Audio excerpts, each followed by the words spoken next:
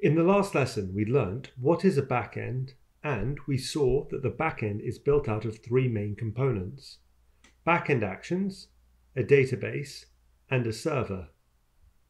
In this lesson, we're going to learn what a database is and how to set this up inside of Dittofi.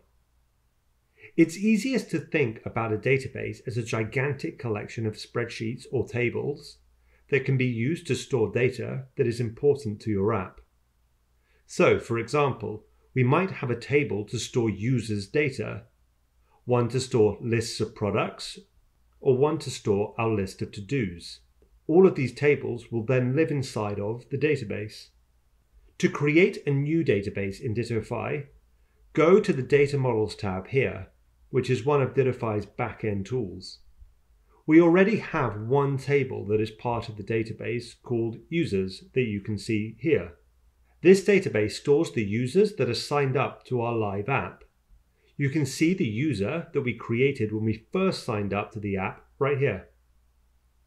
So now what we're going to do is we're going to add a new table that is going to store a list of to-dos. To do this, click on the Add or Import button here, and then click Create New Table. Give your table a name, call it To-dos, because this table is going to store the list of to-dos.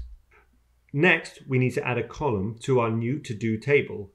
The column that we're going to add to the table is going to be named the same as the column that is on the front end of our app that you can see here. So this name is To-do Item.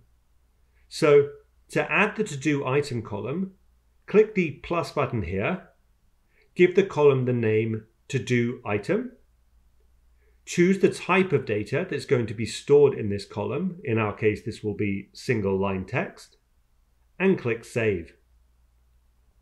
Now that we've added the column to store the list of to-dos, we can start to add some to-dos to the database. To do this, click the plus button here.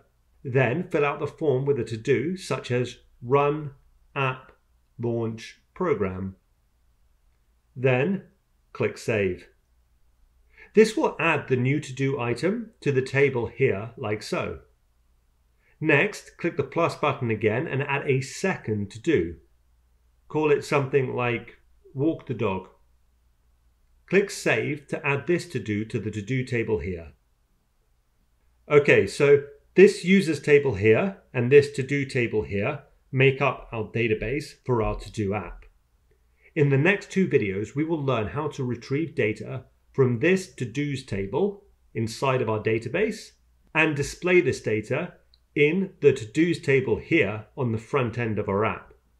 We are also going to learn how to take the to-dos that are entered by our users into this input box in the front end of our app, and how to send these to-dos to the back end of our app over here so that they can be stored permanently in our to-dos table here.